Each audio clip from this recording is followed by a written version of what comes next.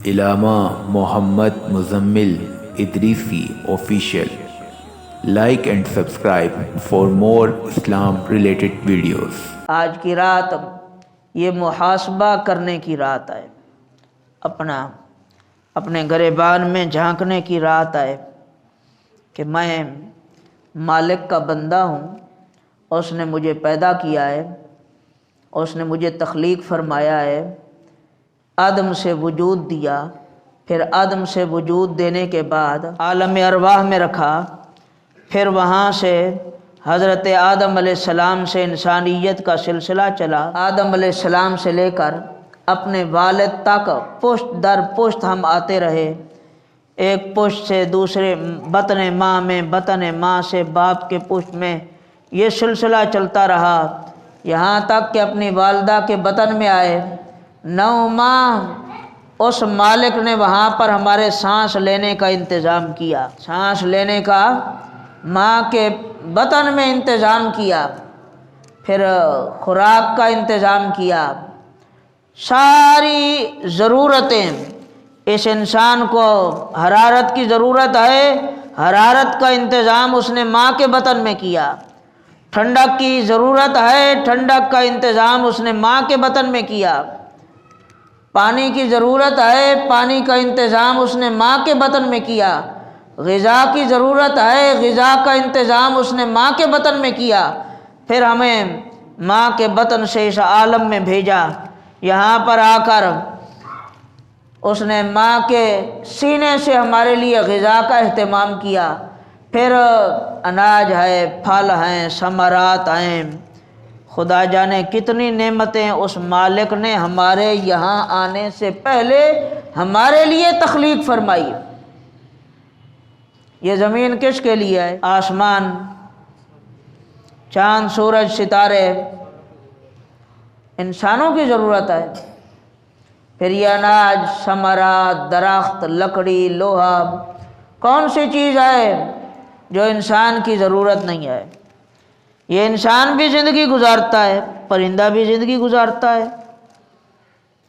پرندے نے گھونسلے میں ایک میں ساری زندگی گزار دینی ہے، صبح کو نکلتا ہے، شام کو اپنا پیٹ بھی بھر کے لاتا ہے، بچوں کے لیے بھی لاتا ہے اسی گھونسلے میں، سردی بھی ہے، گرمی بھی ہے، وہ اپنا نظام چلاتا ہے۔ اس نے کبھی اتنا سامان جمع کیا ہے جتنا ہم کرتے ہیں؟ بولیے، ہے؟ ایک پرندے کی زندگی ہے اور ہماری بھی زندگی ہے، ہم نے یہ سمجھ لیا ہے کہ سارا کچھ ادھر ہی ہے۔ الدنیا سجن المؤمن وللکافر جنت، دنیا مومن کے لیے قید خانہ ہے، کافر کے لیے جنت ہے۔ خدا تبارک و تعالیٰ نے ہمارے اس زمین پر آنے سے پہلے بہت سارے انتظامات کر دیے۔ اب ایک مثال کے ذریعے آپ سے پوچھتا ہوں، آپ زمین کا ٹکڑا خرید کر اس کے لیے پیسہ جمع کریں اور پھر ایک عالی شان عمارت بنائیں، نیچے سے لے کر اوپر تک، اس کو ٹائل لگائیں، ماربل لگائیں، خوبصورت بنائیں، رنگ روغن کریں اور در دروازے، کھڑکیاں، سب کچھ VIP اس پر لگا دیں۔ اس کے بعد اس گھر میں شفٹ ہونے کے لیے جب آپ جانے لگے، وہاں پر ایک بندہ آ جائے اور آ کر اس گھر میں قبضہ کر لے، پھر آپ پر کیا گزرے گی؟ بولیے، کیا گزرے گی؟ یہ تصور کیا؟ خدا تبارک و تعالیٰ نے آدم سے وجود دیا، پھر وجود دینے کے بعد عالم ارواح میں رکھا، عالم ارواح سے جسم میں آئے، یہاں پر اس کی غذا کا اہتمام اس نے کیا، کھانے پینے کا اہتمام اس نے کیا، یہاں تک کہ یہ 16، 17، 18 سال کا جوان ہو گیا، عمارت استوار ہو گئی، مضبوط ہو گئی۔ اب چاہیے تو یہ تھا کہ اس مالک نے اس کی تخلیق سے لے کر اس کو پروان چڑھانے تک تمام انتظامات فرمائے۔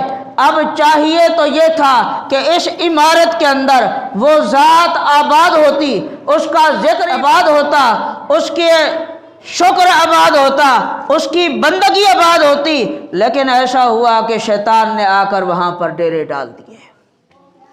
अब वही नौजवान है, मोबाइल उसके पास है, वही नौजवान है, वो अयाशियों में मुस्तगरक है, वही नौजवान है, शराब व कबाब में लगा हुआ है, वही नौजवान है, खुदा की बंदगी से दूर है, वही नौजवान है, शरीयत मुतहरा का इल्म ही नहीं, वही नौजवान है कि अल्लाह और उसके रसूल की इताअत और फर्मा बरदारी का ज़ौक़ ही नहीं।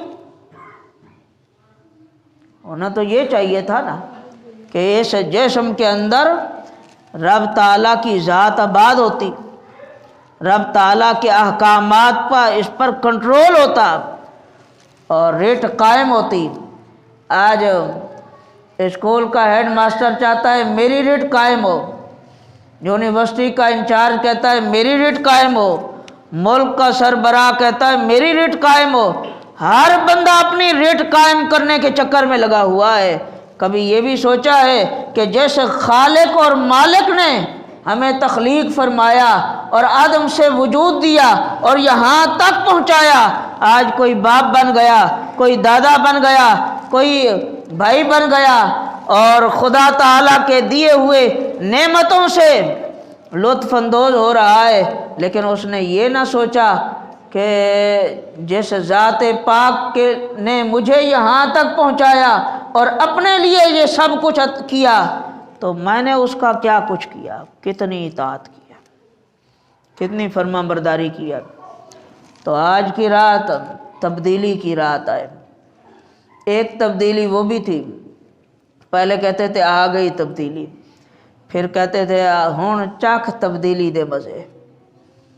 ठीक है, तो हम वो तब्दीली की बात नहीं कर रहे। ये तब्दीली अपनी ज़ात की, अपने ज़मीर की तब्दीली है, अपनी ज़िंदगी को बामकसद बनाने की तब्दीली है कि ज़ुल्मात अंधेरों से निकल कर ईमान और इस्लाम की हसीन वादियों में मुंतकिल होना हमारी ज़िम्मेदारी है। ये तब्दीली आएगी कैसे? कसरत के साथ मौत को याद करने से। किस तरह तब्दीली आएगी? कसरत के साथ मौत को याद करने से, सच्ची तौबा करने से, गुज़श्ता जो ज़िंदगी गुज़र चुकी है उस पर नदामत के साथ आंसू बहाने से। और आज की रात इन सब चीज़ों का तकाजा कर रही है। ये बात याद रखें, हकीकी हाकिम अल्लाह है, हकीकी हाकिम अल्लाह है। उसके बाद जब से हमने इस्लाम का दामन थामा है तो शरीयत मुतहरा हम पर हाकिम आए। क्या कहा? बोलिए। शरीयत हम पर, मेरा ओढ़ना बिछोना शरीयत के मुताबिक होना चाहिए, मेरा ज़ाहिर और बातन शरीयत के मुताबिक होना चाहिए, मेरी शक्ल सूरत शरीयत के मुताबिक होनी चाहिए, मेरी औलाद की तरबियत शरीयत के मुताबिक होनी चाहिए, मेरे मुल्क का कानून आइन सब शरीयत के मुताबिक होना चाहिए, इब्तिदा से लेकर इंतहा तक ये शरीयत हाकिम है।